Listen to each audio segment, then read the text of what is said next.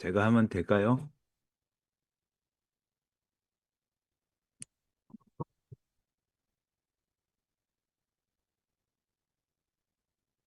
들리시나요?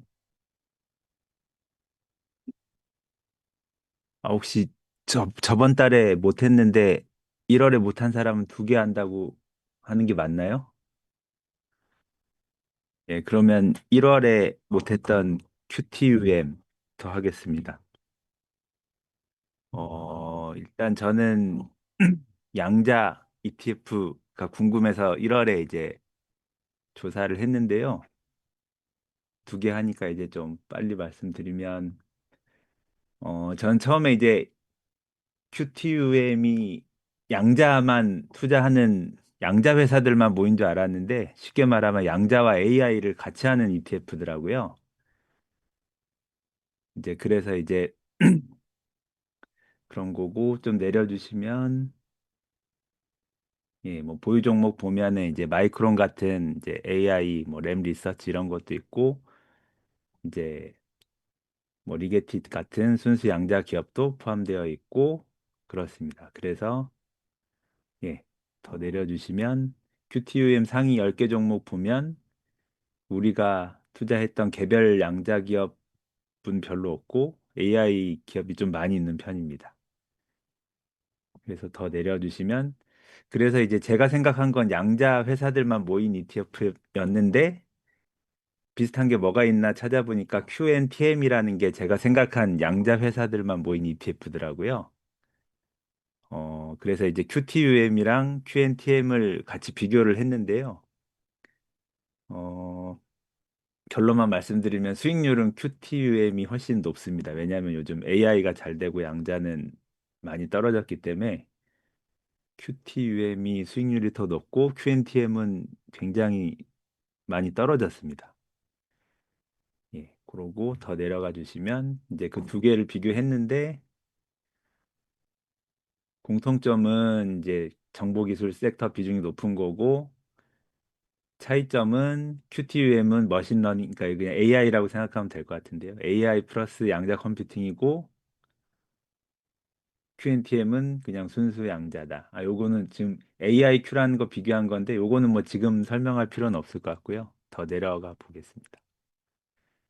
예, 그래서 이제 그 두 개의 수익률을 표를 비교한 거를 이제 봤는데요.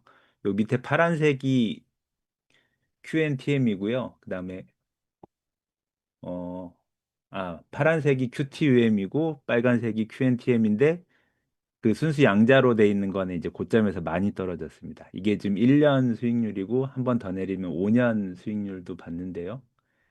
어, QTUM은 계속 이제 우상향하고 있고 QNTM은 처음 시작했을 때보다 더 떨어졌고요. 그 예전 5년 전보다 더 떨어졌고 아무래도 양자 산업이 아직 전체적으로 이제 초기이기 때문에 그런 것 같고 QTUM이 올라간 거는 AI 부분 산업이 잘 되고 있기 때문에 그 영향이 큰 것 같습니다. 그래서 이제 종합 의견은 지금 제가 장기적으로 투자하는 부분 중에서 이제 양자를 10% 하고 싶어서 양자를 투자를 하는데 이제 어떤 종목을 아직 선정 못했기 때문에 ETF를 하고 있고요. 그래서 QTUM으로 이제 투자를 하고는 있는데 QNTM도 아주 일부 사서 모니터링을 하고 있습니다. 그래서 이 QNTM도 모니터링 하다가 적당한 시기에 보유 비중을 높이는 게 저의 이제 계획이고요.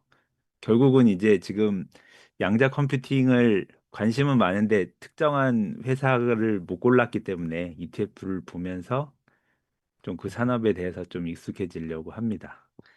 그리고 어, 네.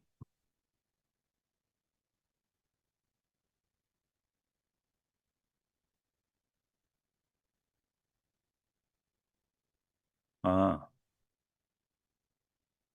예, 일단은 제가 그 말씀 같이 드리면 저는 양자에 전혀 관심이 없었는데 작년 하반기에 주식 스터디에서 양자를 처음 하시길래 관심 하나도 없지만 조사를 하다 보니까 관심이 생기더라고요. 그러면서 이제 찾아보니까 나중에 AI 이후에 제가 좀 그 향후에 이제 잘 될 부분 섹터라고 이제 좀 생각이 들었고요. 제가 이제 검사를 했을 때는 이제 탁 집어서 말하면 이제 양자 컴퓨팅 때문에 이제 이렇게 계산이 그러니까 연산력이 높아지는 것도 있지만 사람들이 많이 주목하는 거는 양자 보안이더라고요, 보안. 그래서 제가 이해하면서 맞다라고 생각한 건 뭐냐면 어, 구, 저기 2차 대전 뭐 이렇게 이제 뭐 독일이랑 미국 싸울 때 암호를 서로 깨기 위한 경쟁을 굉장히 치열하게 했는데 양자 기술이 결국 발전하면 첫인상.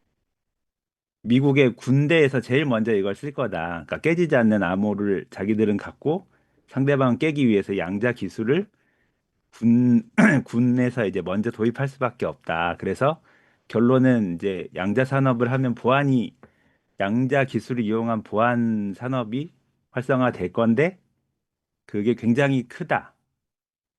그런 얘기가 저도 이제 좀 타당하다고 생각이 들었고요. 그러니까 제가 투자를 할 때도 그렇다라고 생각이 드는데 한편으로는 제 그 첫째 아들이 좀 IT에 관심이 많아서 AI 첫째가 이제 졸업해서 나중에 회사 다닐 때쯤 되면 AI는 이미 끝물이 돼 있을 것 같고 차라리 이런 양자 부분을 좀 배워갖고 좀 그런 실력을 갖추면은 좀 나중에 직업 구하는 데 도움이 되지 않을까라는 생각도 개인적으로 하고 있어요. 예, 그래서 양자는 잘 될 거는 같은데 어느 회사가 어떻게 잘 될지는 지금 찾아보고 있는 중입니다. 예. 그래서 양자는 그냥 계속 관심 가지기 위해서 이렇게 QTUM을 조사했다는 게 첫 번째고요. 두 번째로 타이거 코리아 휴머노이드 로봇 산업 ETF에 대해서 조사한 거를 말씀드리겠습니다. 일단은 요 이렇게 아, 양자 개별주 마이너스 60%인데 더 사나요? 저는 잘 모르겠더라고요. 너무 확 떨어져가지고. 그러니까 개별 종목을 시험 삼아 찾는 거는 저도 엄청나게 떨어져서 이걸 언제 이제 비중을 늘려서 해야 될지는 아직 사실 잘 모르겠습니다. 잘 모르겠어서 ETF를 일단 사면서 분위기를 보고 결정하려고 합니다. 예. 그러면 이제 로봇 ETF에 대해서 말씀드리면 제가 이제 로봇 쪽에 관심이 많은 이유는 일단 제가 이제 로봇을 좋아하기 때문에 그쪽 기술에 대해서 설명을 하면은 좀 다른 산업보단 이해도가 좀 더 높다고 생각해서 이제 로봇 산업에 대해서 좀 관심이 많은 편이고요. 그리고 요즘 AI 다음에 이제 피지컬 AI, 뭐 휴머노이드 등 사람들이 이제 관심도 많아지고 언론에서도 계속 언급이 되고 있어서 로봇 섹터가 이제 좀 유망하다고 생각을 하고 있습니다. 근데 퀀텀 양자랑 마찬가지로 어느 기업이 좋은지 아직 못 골라서 그래서 ETF를 일단 하면서 어떤 회사를 투자하면 좋을지를 좀 알아보고 있는 단계입니다. 그래서 근데 이제 이 코리아 휴머노이드 로봇 산업 ETF라는 건 처음 들어보셨을 건데요. 이게 올해 1월 6일에 상장을 했습니다.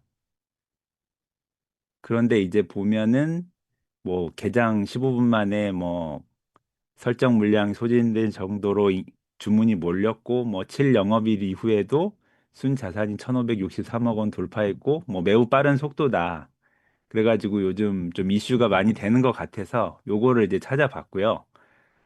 결정적으로 뭐 코덱스 로봇 ETF, 액티브 이런 거 말고 요걸 조사한 이유는 기초 지수란 게 우리나라에서 만든 KDI 코리아 휴머노이드 로봇 산업 지수란 걸 이용하더라고요. 근데 그걸 찾아보니까 그냥 사람이 지수를 뭐 조사했다가 아니라 AI 기반으로 했다는 거예요. 그래서 뭘 어떻게 하길래 이게 되냐라는 좀 호기심이 생겨서 좀 찾아보게 됐습니다. 그래서 요거는 좀 이 산업 지수에 대해서 설명한 거를 먼저 좀 드리는 게 좋을 것 같은데요. 좀 더 이제 아래로 내려가 주시면은 저기 2번 산업 지수란 여기를 좀 보고 말씀드리겠습니다. 쉽게 말해서 AI, 그러니까 LLM으로 평가 모델을 활용한다는 거고요. 그래서 이제 AI를 이용해서 기업 정보, 뉴스나 공시 보고서를 이제 분석을 시키나 봅니다. 그래가지고 유사도가 높은 것만 남기고 유사도가 떨어지는 거는 제외하고요. 그 다음에 2차로 어느 기업이 더 관련성이 높은지 순위를 매기고 최종적으로는 유사도 점수에 비례해서 뭐 비중을 부여해가지고 이렇게 최종 편입을 하고 마지막으로는 연사회 재평가를 하는데 지수위원회 검토를 거쳐서 분기마다 종목을 교체한다고 합니다. 그리고 편입 점수 산출 방식은 유사도 점수 80%, 시가총액 20%, 상위 15, 그러니까 15개 기업을 선정하거든요. 그래서 제가 여기에 왜 관심을 가졌냐면 이 지수로 했을 때 제일 높은 그 순위의 회사는 무엇일까? 그런 게 좀 궁금해서 요거 좀 관심을 가진 것도 있습니다. 그리고 뒤에 보면은 소프트웨어 업종은 뭐 6% 캡을 적용했다는 얘기가 뭐냐면 소프트웨어 업종을 6%를 넘지 않도록 나름의 이제 좀 그걸 캡을 주고 하드웨어 업체를 대부분 하기 위한 장치인 것 같습니다.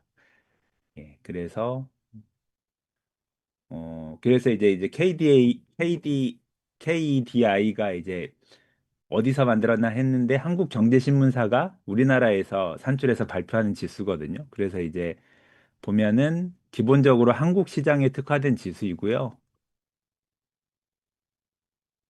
예, 그리고 맨 마지막 부분을 보면은 이제 좀 요거에 대해서 지수에 대해서 조사를 해보니 요거는 생성형 AI가 적합도를 점수화하는 방법으로 기존 매출 중심 선정의 한계를 넘어선 서사 기반 접근이라고 돼 있는데요. 요게 좀 제 입장에서는 좀 익숙한 게 뭐가 있냐면 제가 엄청 손해 봤을 때 이제 캐시우드라고 이제 미국 주식에 이제 그 유명한 여자분이 있는데 그 회사가 좀 저렇게 이제 저런 방식의 접근을 하는 걸로 알고 있는데요. 그래서 약간 불안하긴 하지만 어쨌든 새로운 시도인 것 같아서 예, 관심을 가져봤습니다. 그래서 좀 다시 다시 위에 올라가서 보면은 예, 1번 설명 부분을 다시 좀 보고 마저 말씀드리겠습니다. 그래서 이제 쉽게 설명을 하면 밸류 체인이 크게 세 가지인데요. 첫 번째로 핵심 부품, 두 번째로 로봇 제조 완제품, 세 번째로 소프트웨어 및 관제 이렇게 세 가지 섹터에 대해서 이제 좀 구분을 할 수가 있고요. 핵심 부품은 이제 액추에이터와 감속기 이런 부분인데 저도 이제 액추에이터를 제조하는 회사가 이제 글로벌하게 앞으로 유망할 거라고 해서 찾아보고는 있는데 예, 여기서도 이제 그 얘기가 나오더라고요. 그래서 이제 SPG, 로보티즈, 하이젠, R&M 뭐 이런 업체들이 이제 선정이 되어 있고요. 두 번째로 로봇 제조 완제품을 제조하는 기업군은 레인보우 로보틱스 굉장히 이제 요즘 이슈가 많이 되고 있고요. 뭐 두산 로보틱스, 뉴로메카 이런 업체들이 있고 마찬가지 세 번째로 소프트웨어 업체는 현대 오토에버, LG CNS 등의 업체가 들어가 있습니다. 요 다음에 이제 그림을 보시면 더 이해가 쉬울 것 같은데요. 이렇게 이제 이 ETF에서는 이렇게 핵심 부품 생산, 휴머노이드 로봇 제조, 뭐 관제 이렇게 해가지고 크게 세 가지 섹터로 나와 있다는 걸 쉽게 그림으로 설명을 하고 있습니다. 예. 그리고 다시 좀 더 밑으로 내려가서 예. 그래서 이제 15개 전체 리스트가 뭐냐? 이게 보면은 뭐 레인보우 로보틱스, 로보티즈 쭉 해가지고 이제 1등부터 15등까지 있는데요. 저는 이제 이 ETF를 좀 투자를 하면서 요 업체들로 좀 관심의 범위를 좀 좁혀 나가서 좀 하나씩 알아봐야지라는 생각을 하고 있습니다. 예, 그래서 요게 1년에 뭐 세 번인가 네 번인가 바뀐다고 하니까 계속 모니터링 하면서 어떤 게 이제 상위권으로 올라가는지 좀 모니터링 하면은 좀 도움이 되지 않을까 생각을 하고 있습니다. 그리고 예, 밑으로 또 내려가면 예, 다른 로봇 ETF와의 차이점인데요. 제가 자녀 용돈 계좌는 코덱스 로봇 액티브라는 ETF를 가지고 투자를 하고 있거든요. 근데 얘랑 오늘 설명하는 타이거 로봇 테마 이거랑 뭔 차이냐 했을 때 가장 큰 차이는 주요 그 코덱스 로봇 액티브는 대형주가 많이 포함되어 있고요. 대형주가 60%나 비중을 차지합니다. 대형주가 뭐냐면 네이버, 카카오, 삼성전자, KT, 삼성 SDS, LG전자 이런 거고요. 사실은 이게 로봇이라고 하지만 대기업 IT ETF처럼 돼 있더라고요. 그리고 중소형 로봇 전문주는 40%밖에 안 되고요. 근데 이제 지금 오늘 설명하는 타이거 로봇 테마 휴머노이드는 대기업 종목이 아예 없고요. 다 이제 그리고 요 15개 종목이 총 80%가 코스피가 아니라 코스닥에 상장돼 있는 업체들입니다. 그래서 그런 좀 중소형 업체로 구성돼 있다는 큰 차이점이 있습니다. 그리고 이제 수익률이 제일 궁금한 건데요. 좀 밑으로 내려서 로봇 ETF 전체 수익률 보시면 예, 코덱스 로봇 액티브가 제일 높긴 합니다. 1년 동안 이제 예, 100%가 넘었고요. 근데 이제 타이거 휴머노이드 로봇 산업은 올해 1월에 상장됐는데 그 이후에 상장 이후에 43%가 올라간 거니까 지금 아직 2달이 채 안 됐는데 40%가 넘게 오른 굉장히 좀 예, 이슈가 되는 성장률인 것 같습니다. 그리고 더 내려서 보시면 네.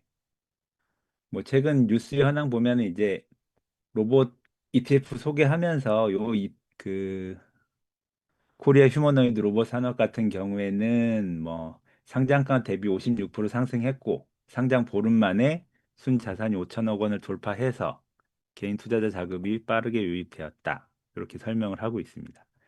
그래서 이제 맨 마지막으로 예, 내려가 주시면 종합 의견은 어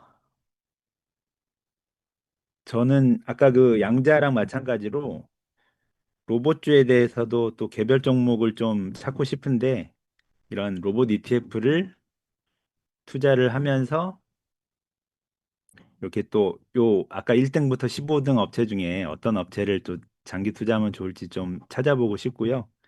그러면서 어, 요 로봇 ETF는 제 자녀 용돈 계좌에 투자를 할 예정입니다. 그래서 이제 자녀 용돈 계좌는 어떻게 구성되냐면 해외 주식은 메타가 한 30%, 하나 에어로스페이스 30%, 로봇 액티브, 코덱스 로봇 액티브 30%뭐 이런 식으로 돼 있는데요.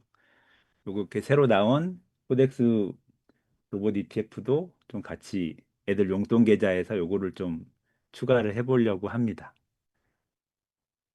여기까지 제가 조사한 걸 말씀드렸고요. 질문한 거를 보면 아, 차이나요? 어, 사실은 기술력은 중국이 우리나라보다 더 높다고 생각하는데 제가 중국의 업체를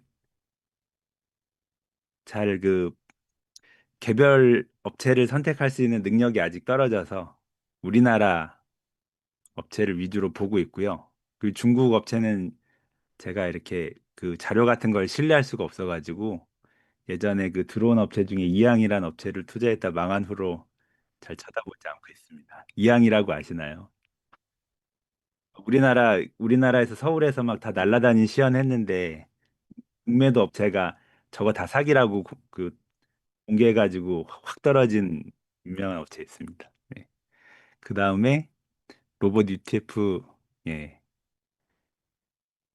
매수하고 싶은 욕망이 되나? 저는 뭐 예, 로봇을 좋아하기 때문에 예, 전 충분히 이제 하고 싶습니다. 그리고 현재 양자 로봇 제일 종목이요. 저는 이제 양자는 제가 지금까지 짧지만 연구해 본 걸로는 특정 종목보다는 이상하게 또 구글이랑 IBM이 되더라고요. 구글과 IBM은 이미 양자에 대해서 클라우드로 서비스를 제공하고 있습니다. 그래서 저희도 모르게 이게 굉장히 그 업체들이 발을 담그고 있어서 특히 이제 이런 면에서 보면 그러니까 IBM은 그냥 양자에 대해서 투자를 계속 해오고 있기 때문에 언젠가 잘 될 것 같고 구글은 보면은 AI도 잘하고 뭐 이것저것 잘하고 다 잘하는데 양자도 발을 담그고 있더라라는 거에 대해서 좀 놀랬었고요. 예, 그래서 구글은 장기적으로 계속 투자를 해야겠다라는 생각이 들었습니다. 그리고 로봇에서 제일 관심 있는 종목은 제가 작년에 잠시만요. 단기 계좌에 로봇주를 다섯 개를 담아봤는데요. 총 합쳐서 이제 두 배가 올랐거든요. 그러니까 100% 수익이 됐는데 그중에서 127% 오른 게 SPG였고 100% 109% 오른 게 레인보우 로보틱스였고 레인보우 로보틱스가 제일 눈이 많이 가긴 하는데요. 이 업체가 뭐더라? 엄청나게 이제 그 과대포장 돼 있는 건지 내실이 있는 건지 없는 건지 그거에 대한 판단이 잘 안 가서 좀 더 알아보려고 합니다. 예, 예, 질문이 더 없으시니 것으로 마치겠습니다.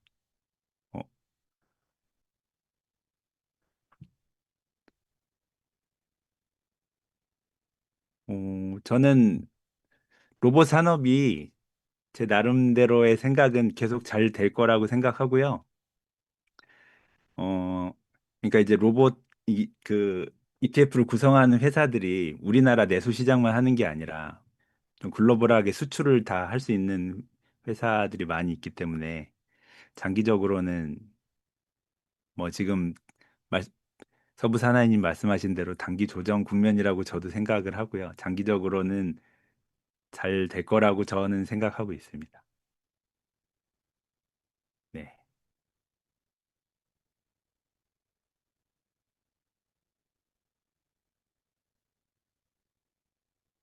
네, 대형주가 없어요.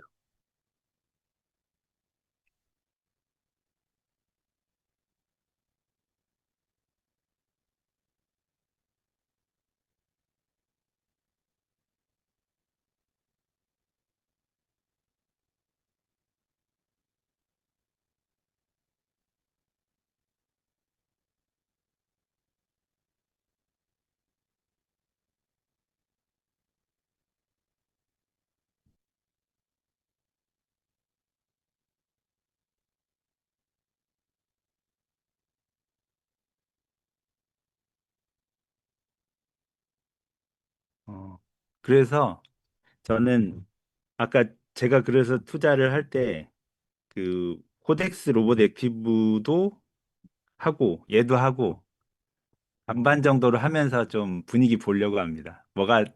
뭐가 잘 된지 더 잘 될지는 확신이 없어서요. 같이 하면서 보려고 합니다.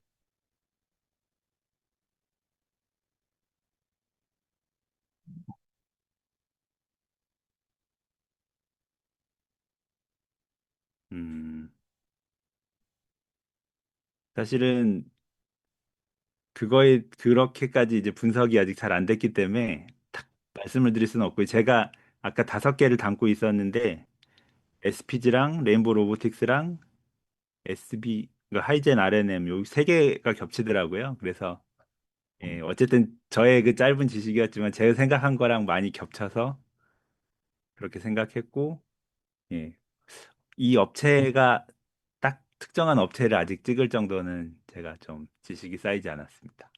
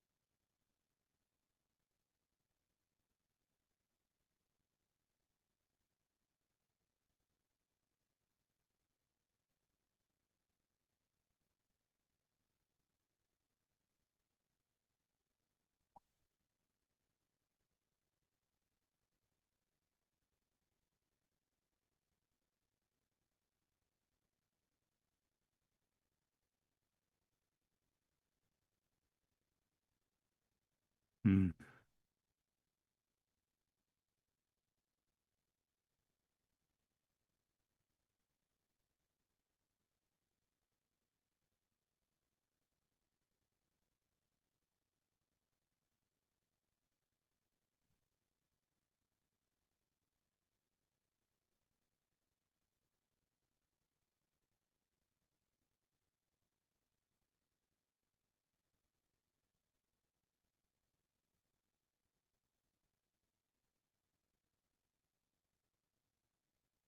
음,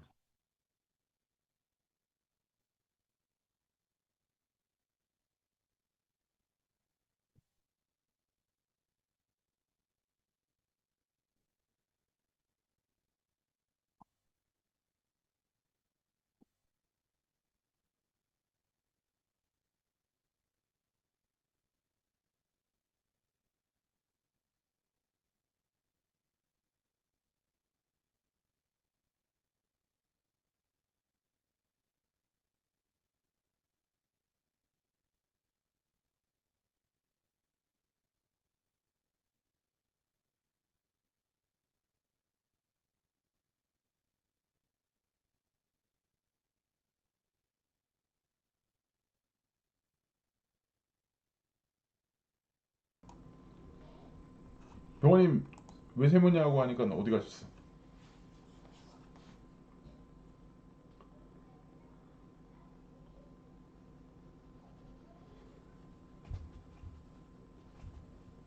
섹터별로 너무 분산시키면 먹을 게 없지 않나? 그래서 ETF를 해서 조금 추스리는 것도 좀 있는 부분도 있고. 일단 병아리님이 잠깐 그 붕 떴으니까 저는 투자하겠다에 오를 할 거고, 저는 지금 이거에 있어서 투자하겠다고 하는 매력도는 좀 전에 얘기했던 적극적인 투자를 지속적으로 해줄 수 있는 모기업 등이 있어서 어, 네, 마이크 안 들려요. 모기업 등이 있어서 좋을 것 같고, 또 하나는 이거를 운용하는 데가 미래에셋 증권이어서 조금 불안하면서도 이거 해볼만 하겠다라는 생각을 좀 하고 있어요. 미래에셋이 되게 공격적이라서, 그래서 이제 구성 회사들이 좀 공격적으로 좀 되어 있지 않나, 이런 생각이 또 많이 들기도 합니다. 그래서 제 제안은 이거 지금 위에 보시면 단가가 그렇게 비싸지 않거든요. 단가가. 그리고 여기 지금 중간에 보시면 미래에셋증권 7만 원 됐어요. 제가 미래에셋증권이랑 미래에셋 그 저기 뭐야, 지금 이제 우주로 가는 것 때문에 벤처, 예, 벤처. 그거 두 개 예의주시하면서 투자해보는 게 좋겠다라고 했고, 제가 이거 단타 쳐가지고 수익 낸 것도 한번 올리기도 했는데, 미래에셋이 벌써 또 7만이 됐어요. 6만 원 됐을 때 제가 한번 팔았거든요. 4만 몇천 원에 샀다가.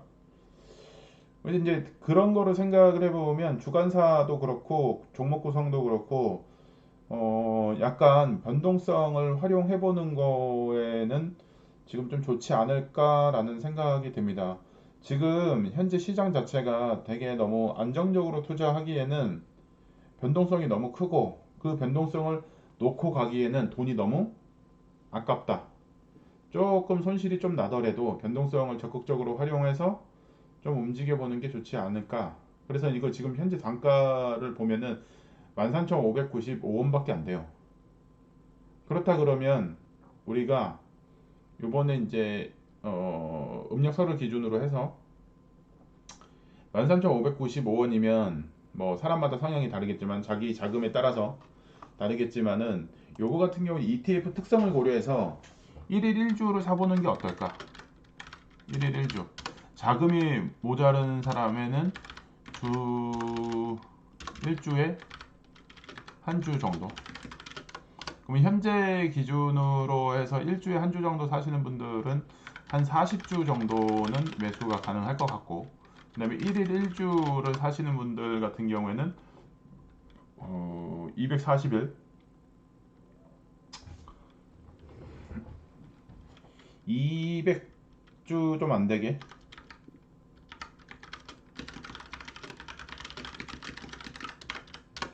200주 좀 안 되게 매수가 되지 않을까 생각이 듭니다.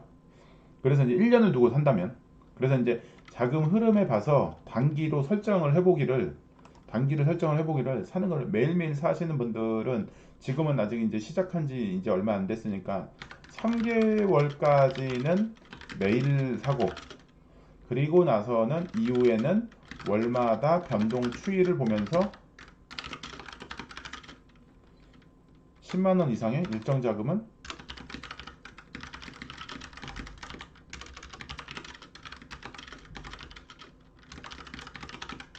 이러면 어떨까라는 생각을 해요.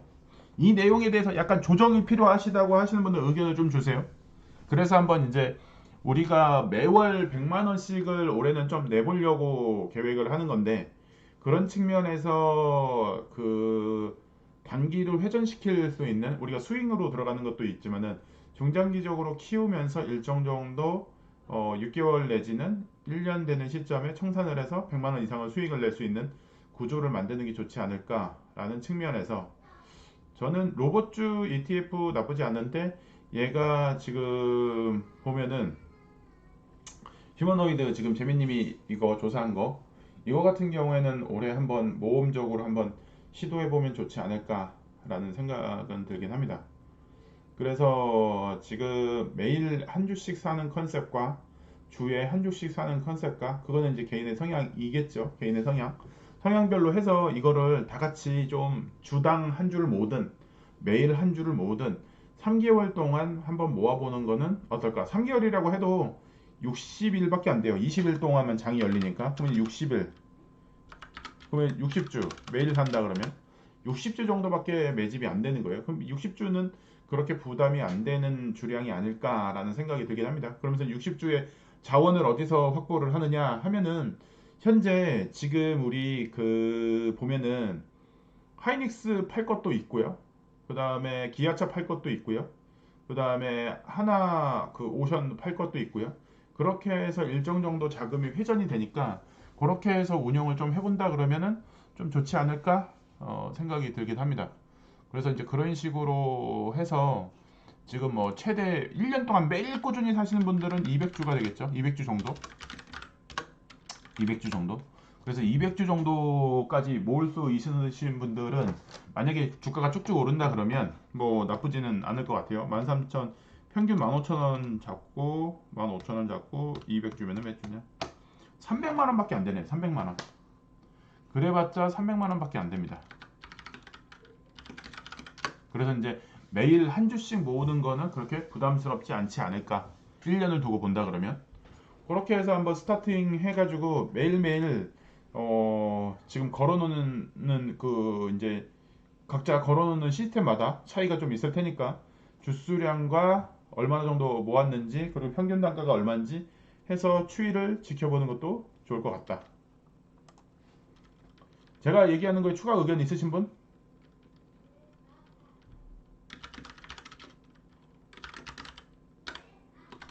없으세요? 병아리님 마이크 네, 어떻게 됐어요? 정상적으로 됐네? 그 줄로 되어 있는 게 끊어졌나 봐요. 아, 헤드셋으로 바꿨는데 일단 저는 세모인 이유가 네.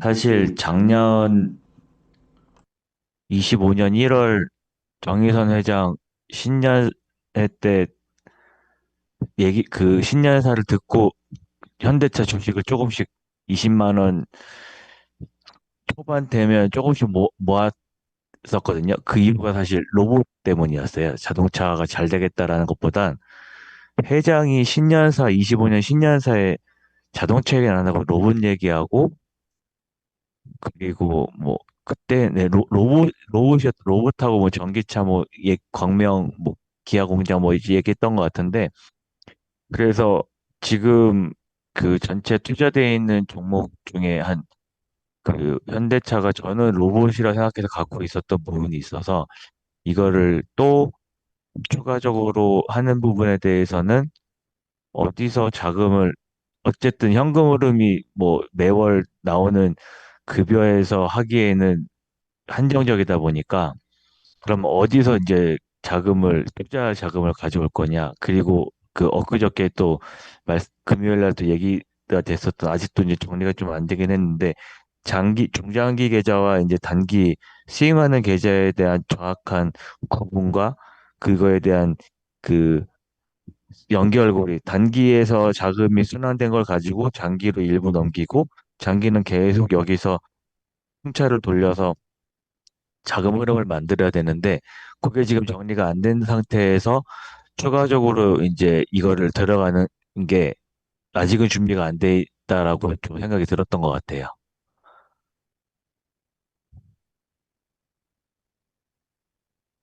네. 중장기는 1년 이상.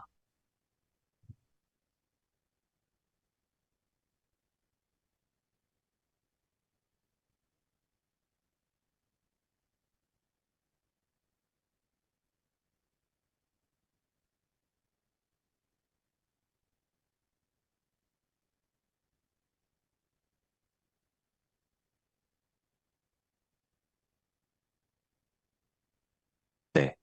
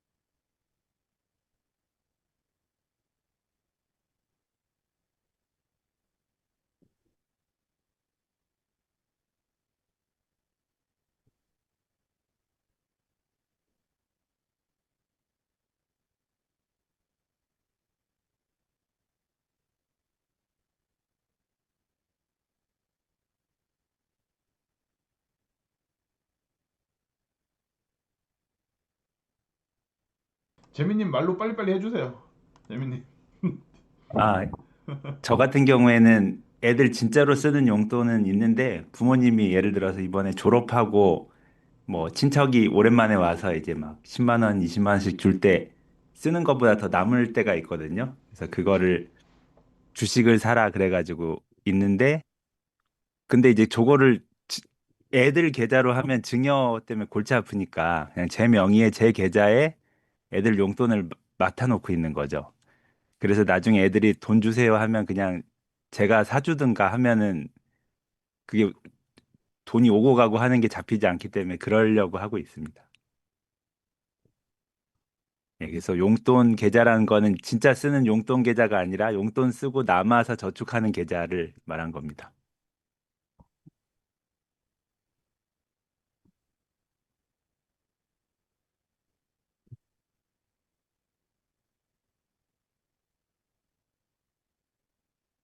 그래서 올해는 로보팅 그 지난번에 두산 로보틱스도 우리 이제 차트 계속 보면서 이제 확인도 하기도 했었지만은 그런 관점에서 로봇은 올해 조금 키워보면은 좀 좋지 않을까 그런 생각을 합니다. 왜냐면 대기업들이 다 로봇에 관심을 상당히 두고 있기 때문에 이런 것들을 고려한다면은 이거는 중장기 계좌에 뭐 1일 1주를 사든 주에 한 주를 사든 이런 식으로 흐름을 체크하는 차원에서 그리고 수익도 챙길 수 있는 그런 의미에서는 좀 좋을 것 같으니까 한번 해보면 좋을 것 같습니다. 그래서 이제 개별 종목에 대해서 자꾸 후들후들 하는 부분도 좀 해지도 되기도 하고 근데 분명한 건 리스크가 있어요. 왜냐면 종목 자체가 그렇게 안전한 종목으로 편입되어 있지는 않습니다.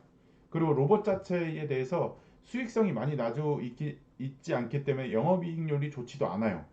근데 뭐가 있냐? 미래 전망치는 상당히 높다.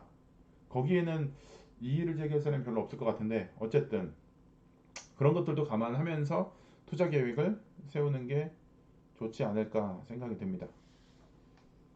자,